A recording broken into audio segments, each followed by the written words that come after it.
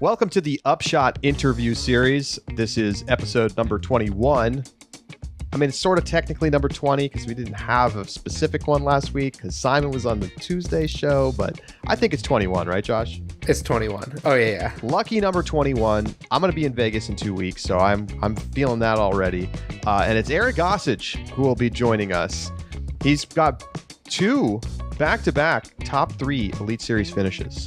Not too many players out there pulling that feat off this season. And so we are looking forward to talking with Aaron about his emergence on the Pro Tour, how he's approaching his disc golf career, and a whole lot more. Josh, it's great to catch up with somebody who's kind of, coming new to the tour, but not doing so amazingly well that you're like, wow, like it's like Ella Hansen, like top 10 player clearly. Aaron Gossage not quite there yet, but maybe making the leap. Yeah, it's also interesting. I love hearing about people who have grown up with the sport. I don't think there's a lot of players that we get who have those. Even some of our newer tour members, like Ezra, for example, found it pretty relatively new. Ella Hansen, great example, also relatively new to the sport. So to talk to someone who's been a lifelong, member of the disc golf community, played it his entire life, and kind of his background in it, especially his relationship with Eagle and playing in the same junior community as Eagle, made for some fun stories and some interesting background on a player that I think is someone you got to watch coming up. Well, and he qualified for the match play championships as we discussed last week. So looking forward to talking to him about playing at home in Colorado and how he thinks he's going to do in that event. Quick programming note, apologies for just not showing up in your feed yesterday. We didn't forget to upload it. We just didn't have time to do the show. So sorry we weren't there for you on Tuesday, but luckily it was a weekend off. Josh was traveling. I was traveling. Memorial Day. And we were just like, we just don't have time. So we're back today. Thank you for joining us. And we'll see you tomorrow for our Portland Open preview show. For now, stay tuned because Aaron Gossage joins us next.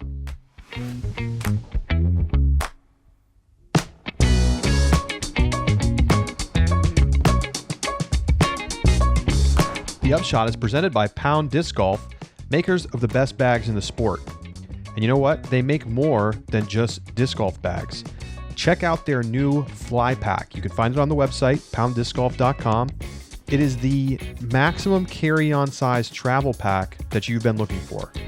Backpack straps, or you can take those off and convert it into a duffel.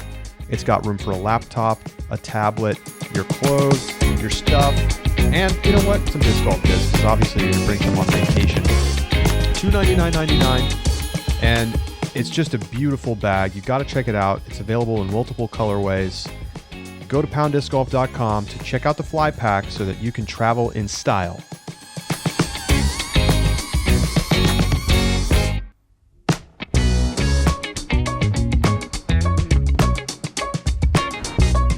Joining us now on the Upshot is Aaron Gossage, who in the last 3 events has 2 podium finishes on the Disc Golf Pro Tour.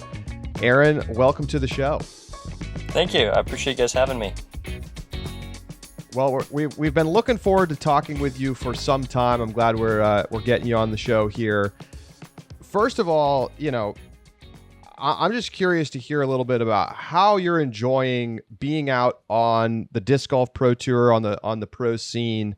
I still remember when I first kind of feel like I found out about you at last year's OTB Open. Now here you are looking like a mainstay on tour with a lot of strong finishes. So how are things going for you?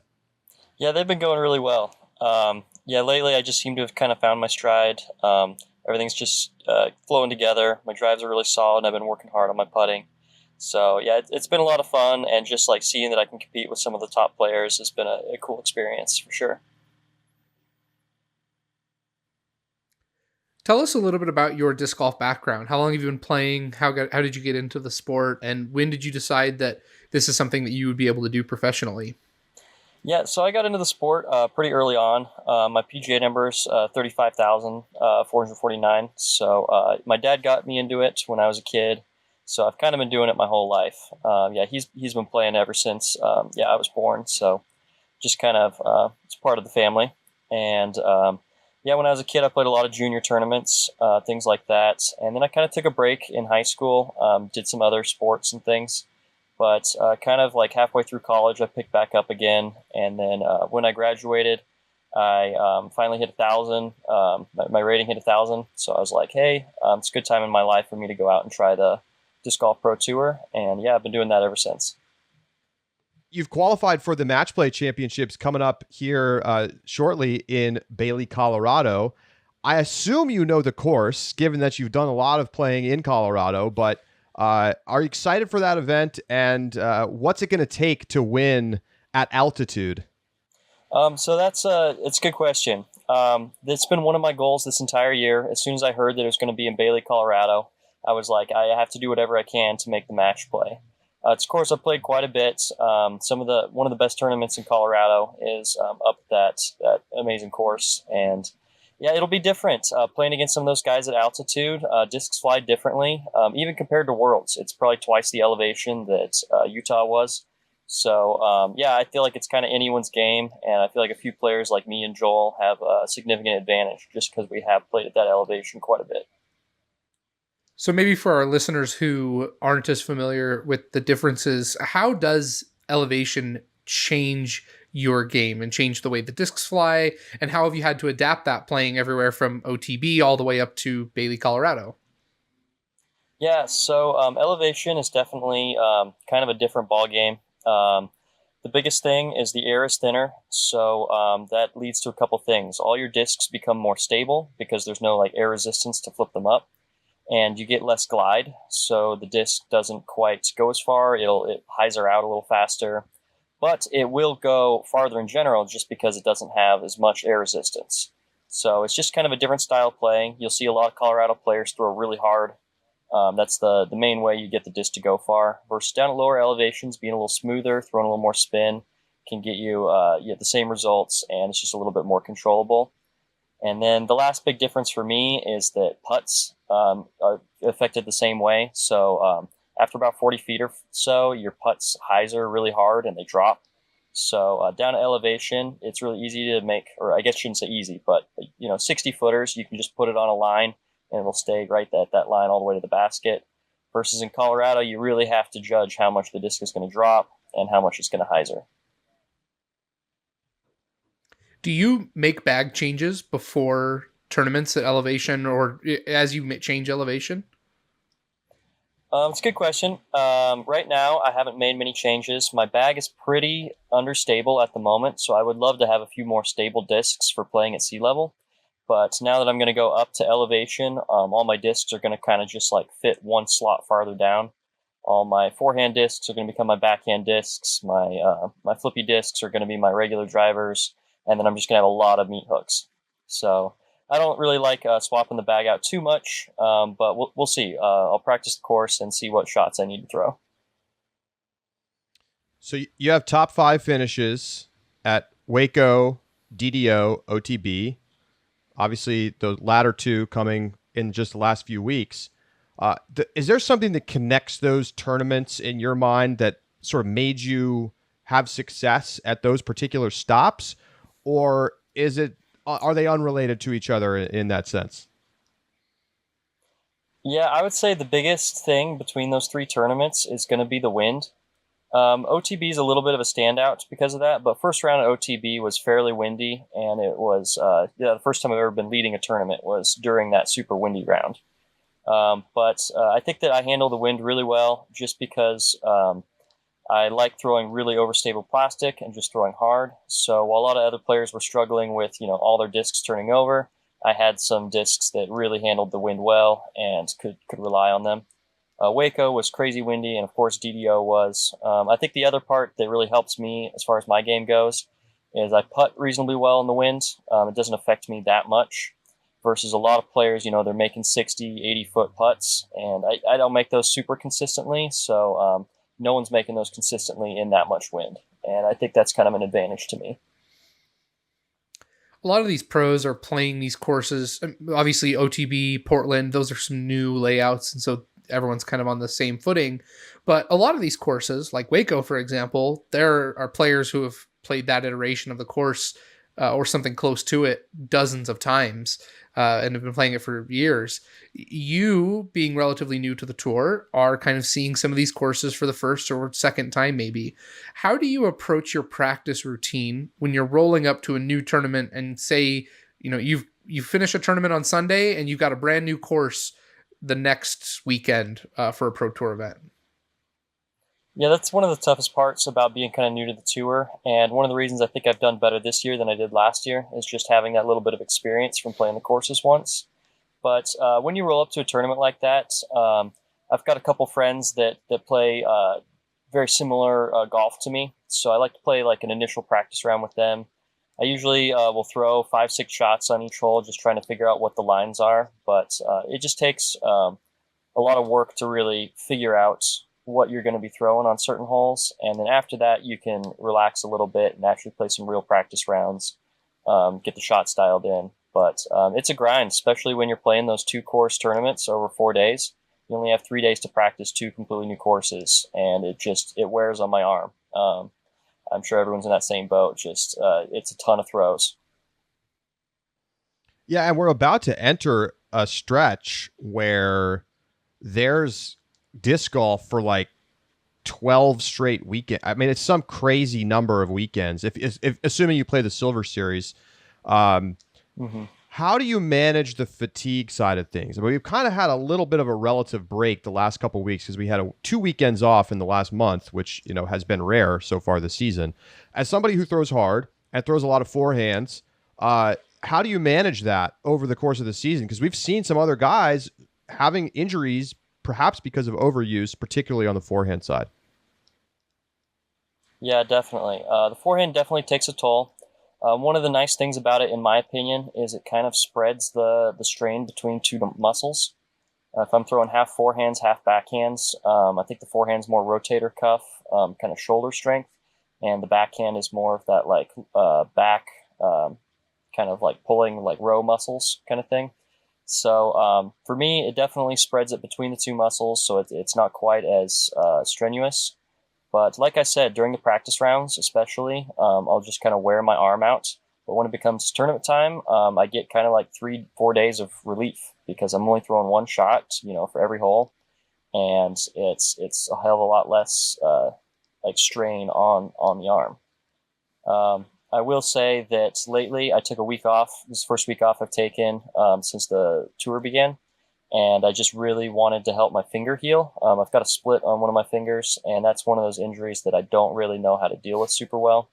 I've been trying a bunch of things to try to let it heal, and then I'm going to have to do some preventative stuff in the future. But kind of a new one for me as far as something that just never goes away. So we'll see how that goes. What is your recovery routine in between those practice rounds? Is it just lots of ice and rest, or do you have some routine that you like to follow in order to try and get your arm ready for the next practice round? Yeah, I would like to do a little bit more than what I've been doing lately. It's tough in the van to find ice and stuff like that. I would like to ice more just to help with the recovery aspects of it. Currently, I think the biggest thing for me is just warming up really well and then listening to my body. It'll tell me when my arm is tired and I shouldn't be throwing any more shots. And then just kind of at the end of the day, relaxing, stretching it out. Sometimes I'll go to the gym and just do some like small muscle exercises to try to work out a little bit of the lactic acid. And and then when it just comes tournament time, make sure to warm up really well and not throwing as many shots. So I just kind of get to rest out and good to go for the next week. So your rating, you got up into the 10-10s back in like late 2020, and you were kind of in that range for quite some time. And then you've leveled up in the last 2 rating cycles. I mean, of course, that means that you've been playing quite well lately, which is obvious in your results. Yeah. But now you're up at 10-27. How good do you think you can be Because I mean, you're one of a few players who are just kind of coming on the tour. Pretty much, I know you played most of the tour last year, but you're new to the tour. You're a name that people didn't necessarily know before about this time last year. Where's your ceiling? So that's a good question. I would say that I've always kind of been one of those players that kind of has the shots and can shoot the amazing rounds. Like you saw last year at OTB, that was kind of my like coming out performance where you could really see me put together a full like round, full tournament of good shots. And then lately this year, I've kind of just been a little bit more consistent with that. So I think I do have the potential to play at the top tier level. You can see some of the 1070 rounds I played, but it's just a matter of the consistency. You'll see those top guys; they're never shooting 900 rated rounds. They're always right up there in the mix, top 10 performances. So it's just a matter of taking those bad breaks and being able to come back from it. At that point in the game, it's a lot more mental. It's about keeping your head focused and being able to battle through adversity. So as far as the ceiling goes, I'm excited to find that out myself, to be honest with you. And it just feels good to be playing some solid golf now. And I've been putting in a lot of work, so it feels good for that to finally pay off. It's clear to see the work that you're putting in. Now, I want to get this on the record straight because I feel like I've heard multiple different things. What is your relation to Gossage, former Major League Baseball player? So I think the technical term is he's my first cousin, twice removed, which means that he's my grandfather's cousin. I've met him a couple times. He's a cool guy. He's really tall, intimidating. My whole dad's side of the family has just got those big builds. And my dad spent more time. He used to go hunting with him and listen to his games in high school and stuff like that. So,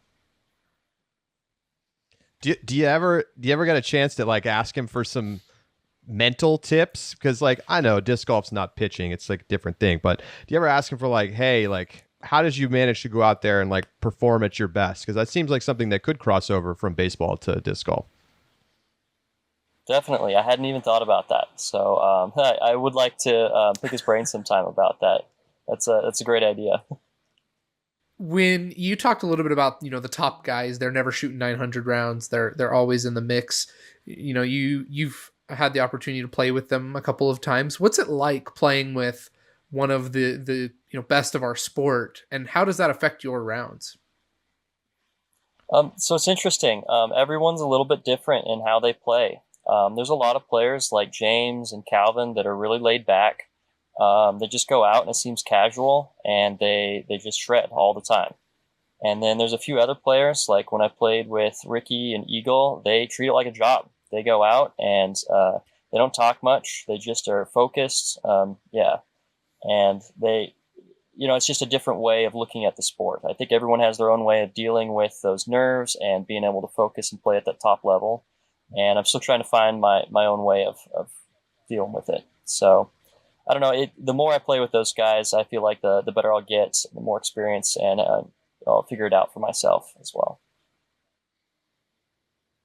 Do you think it's the consistency is the thing that separates the top players from, the next tier down? I mean, you point out yourself, like you're shooting some 1070 rounds this year, 1070 plus. How do you manage? How do you do that enough to be able to win one of these events instead of just finishing on the podium?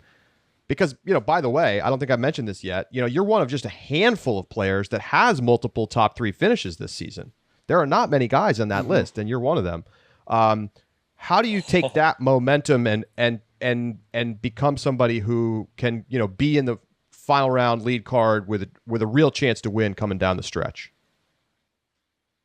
Yeah, definitely. That's something that I'm really trying to figure out. I think that I've been putting in that consistency, trying to keep myself up there with a chance to strike at all these tournaments. But it is like kind of that you have to go for some shots there at the end. One of the things is that OTB was the first tournament I've ever played where I really felt like I had a chance of winning it.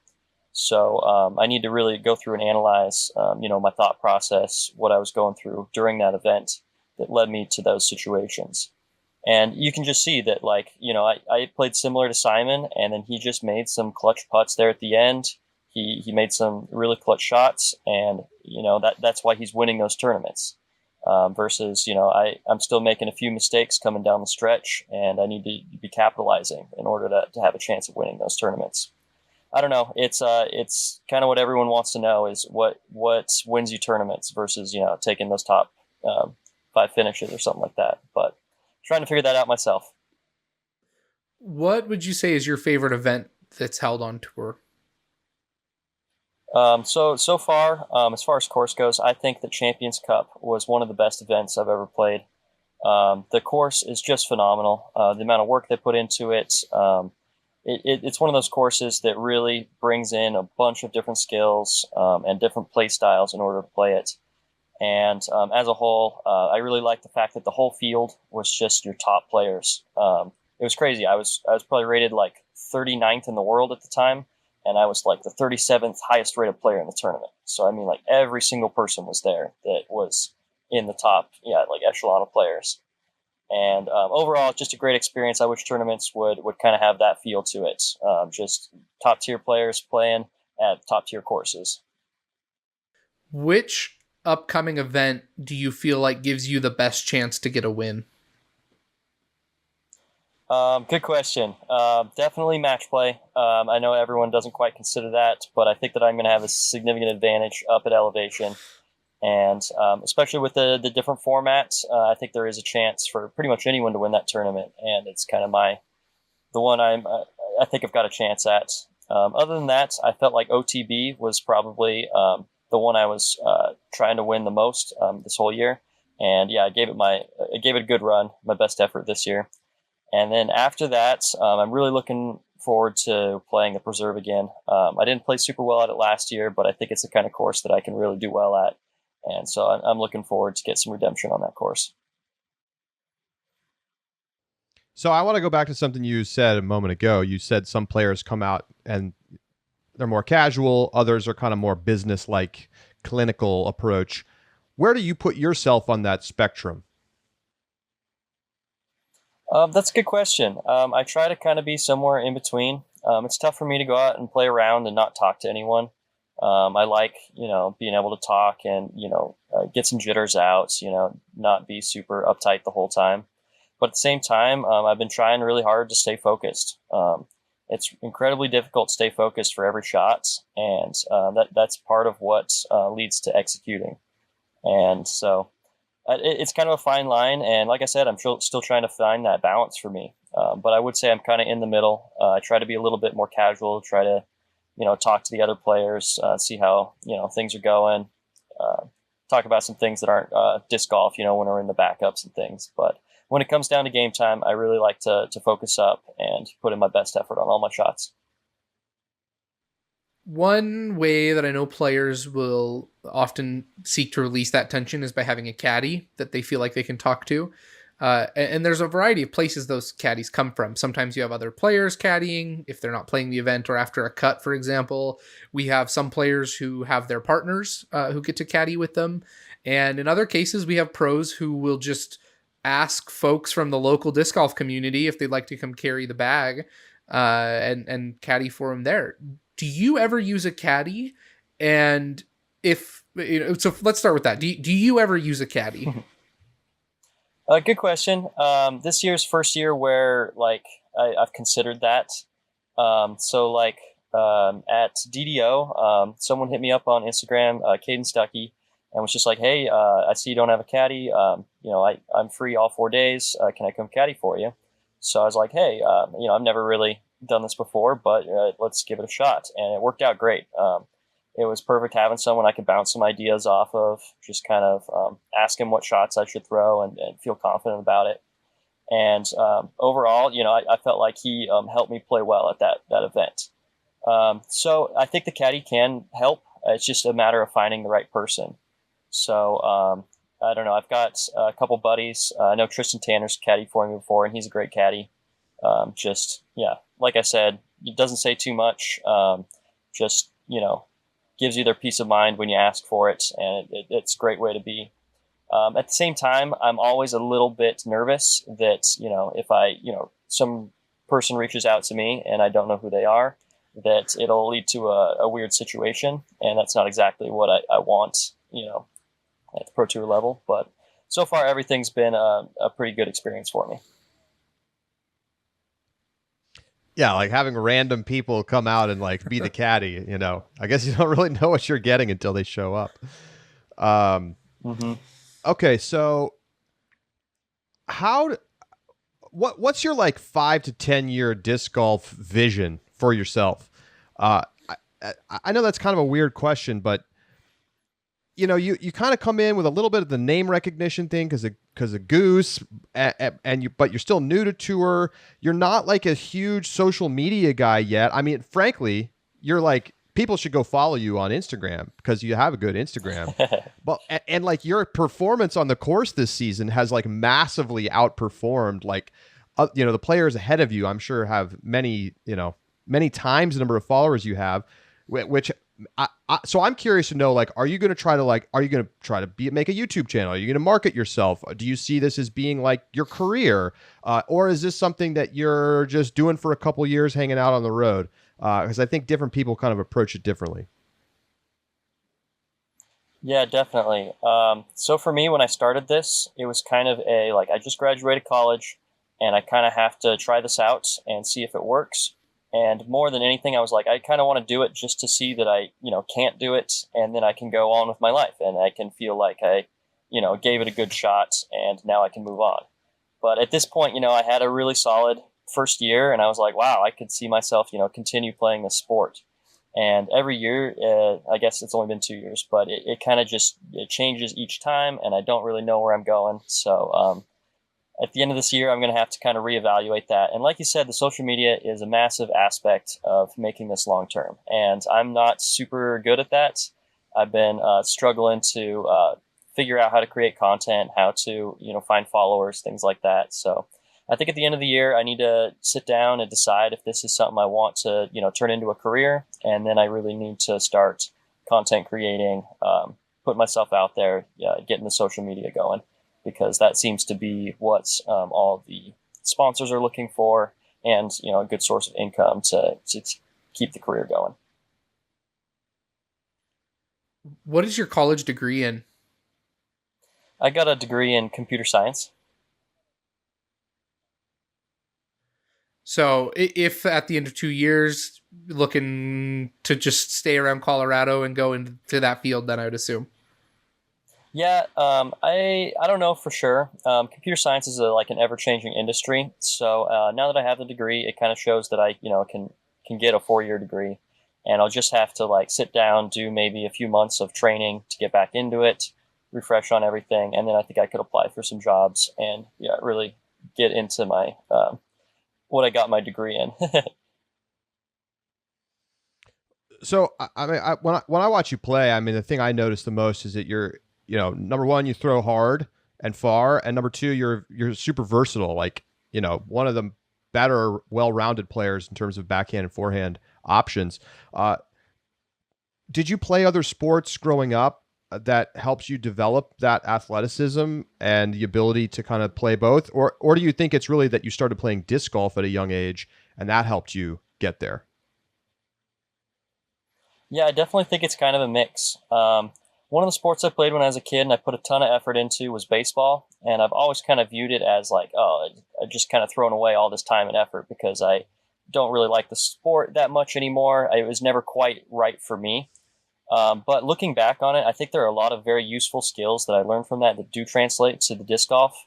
And then more than that, I played a lot more tennis than I did baseball. And I think the tennis really correlates to forehands and backhands more than just about any other sport.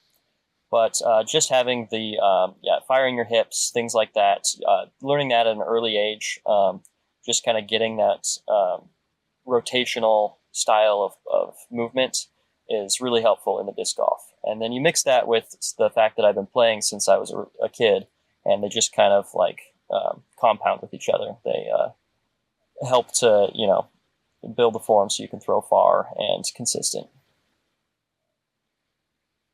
I want to follow up. Are you and Eagle like about the same age? I'm like trying to do the math in my head. Yeah, I think I'm like not even a year older than him. I think my PGA number is 35,000, so I started playing when I was like 11, and I think he started playing at the same age, and he's like 36,000. So we used to play junior tournaments against each other back in Colorado, and him and Tommy Guns Jr. was another one we played against, and Paige Bierkes, I guess Paige Hugh now. So it's just kind of like some of the top players right there playing these junior events, or Johnny Roberts in Denver. So kind of a cool situation now that we're all on tour. It is cool. Yeah. So I wanted to ask you, I mean, I was going to ask you about if you played with Eagle. You've answered that. When did it become clear to you that like he was going to be really good? Like, did you beat him when you guys were kids? Yeah, that's funny. I never beat Eagle. Like up until this year, I don't think I had beat Eagle in a tournament ever in my life. And there's a lot of other players like in Colorado that beat Eagle just because they were older, so they were beating him when he was a little kid and stuff like that. But I was kind of right at that age that I never once was able to beat him. And it was never that kind of thing where I felt like he was going to be a top tier player in the world. He was just better than me always. You know what I mean? And at a certain point, I was like, why can't I ever get as good as this kid? And then eventually I was like, oh, it's because he's the best player in the world. That makes sense.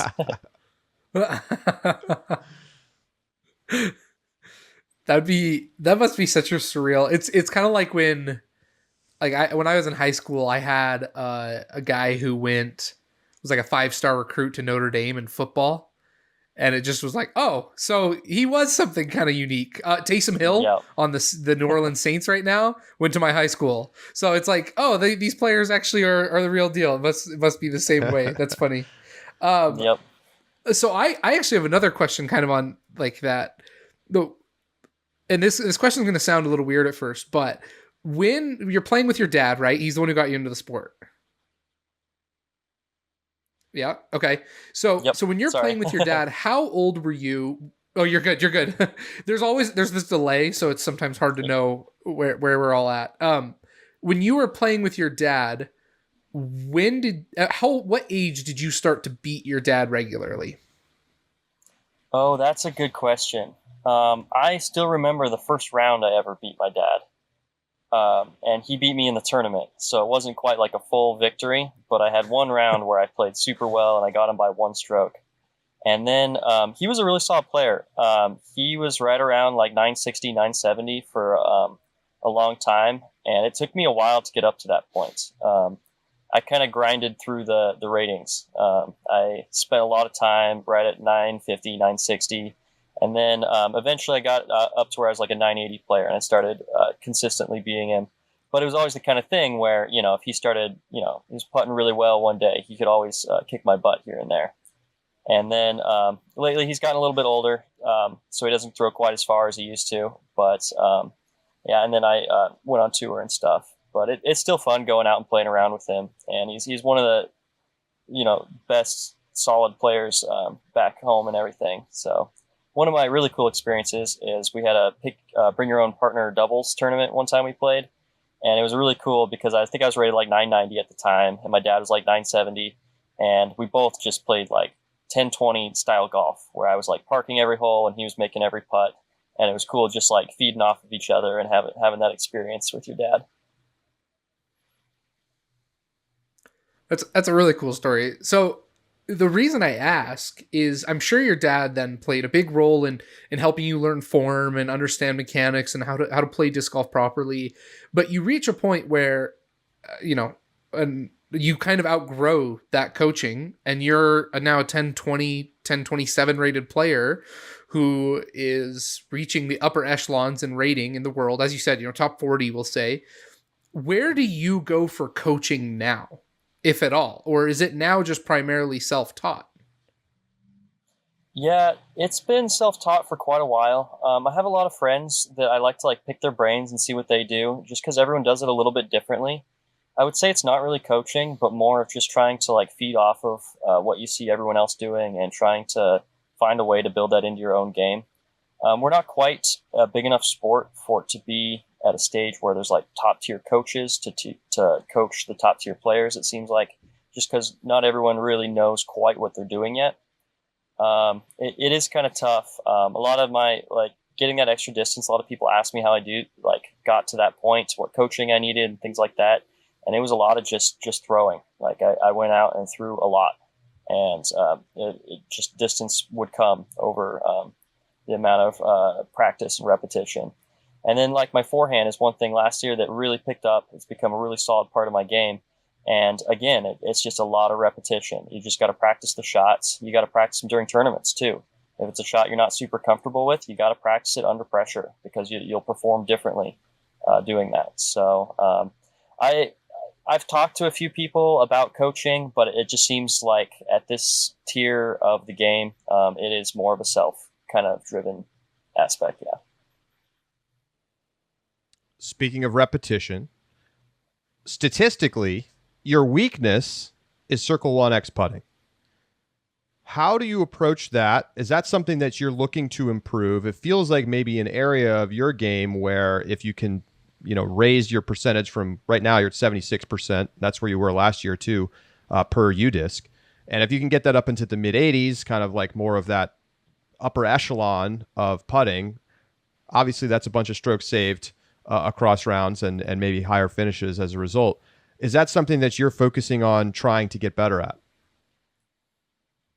Yeah, that is the main goal that I've been working on lately. I feel like it's one of the easiest things to really improve on. A lot of the form stuff, a lot of learning different shots is trickier, but you can always just go out to the putting green and just hammer out 2 hours of putts.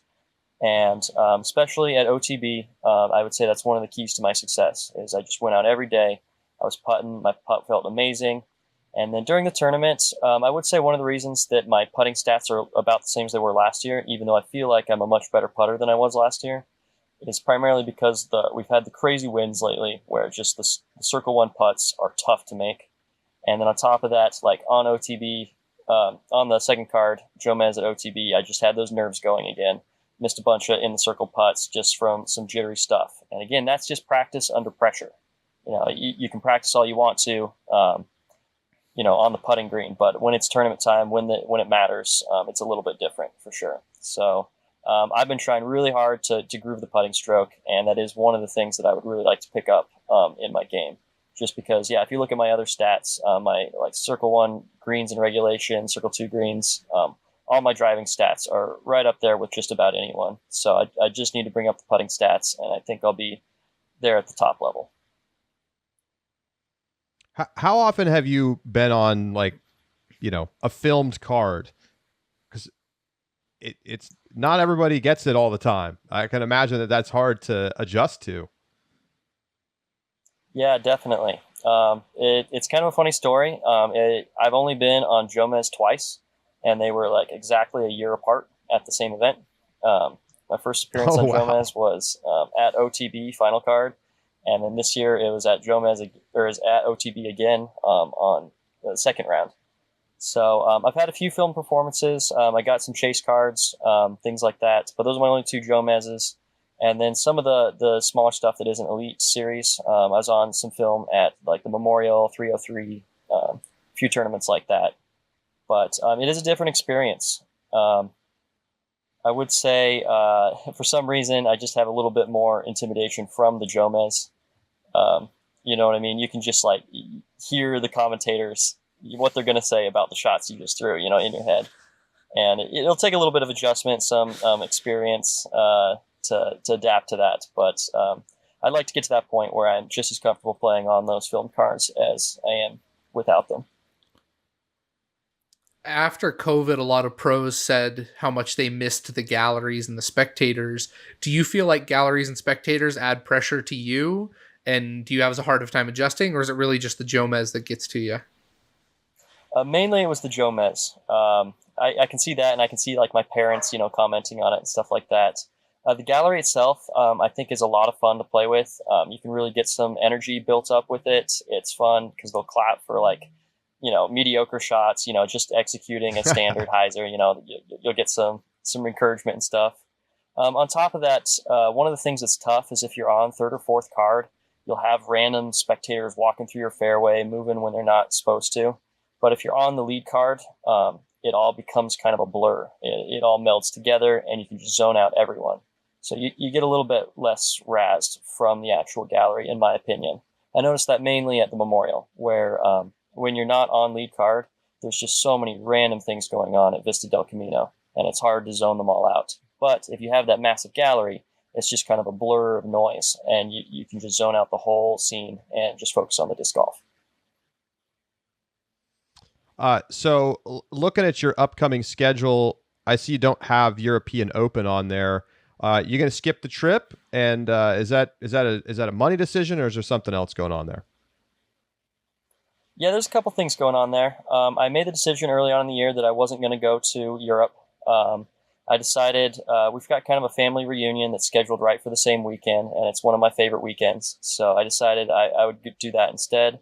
On top of that, I spoke with my sponsors a little bit about going to Europe, and they said that they'd be happy if I went, but they weren't going to really help with it.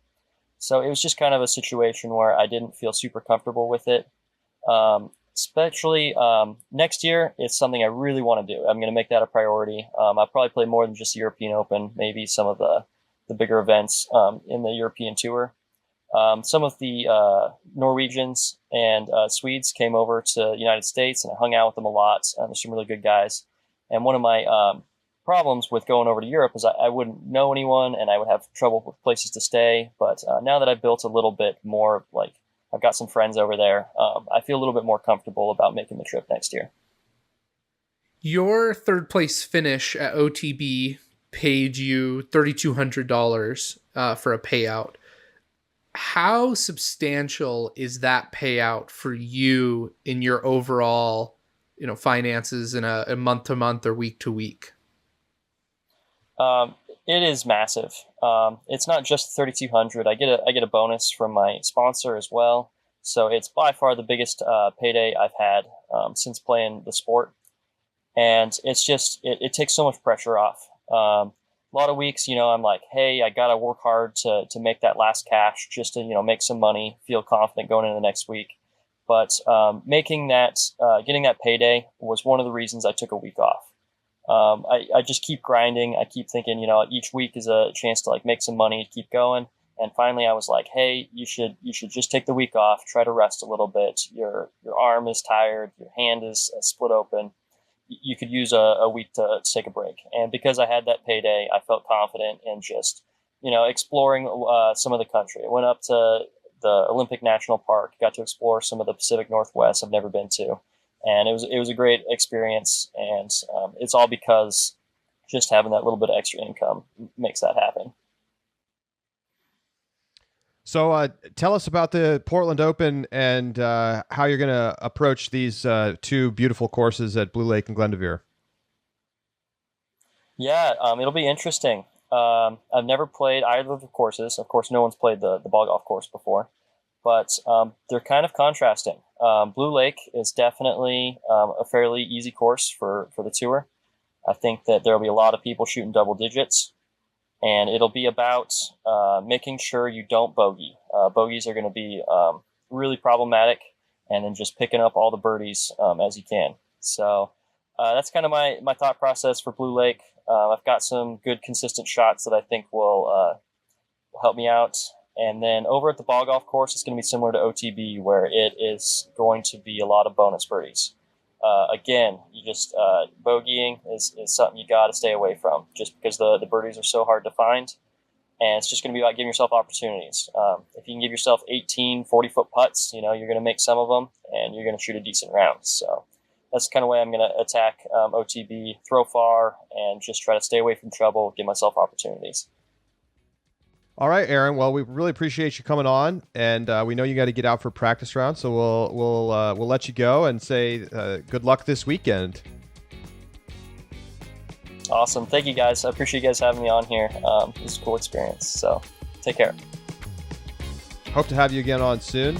Aaron Gossage with us here on the Upshot interview series. We'll talk to you next time.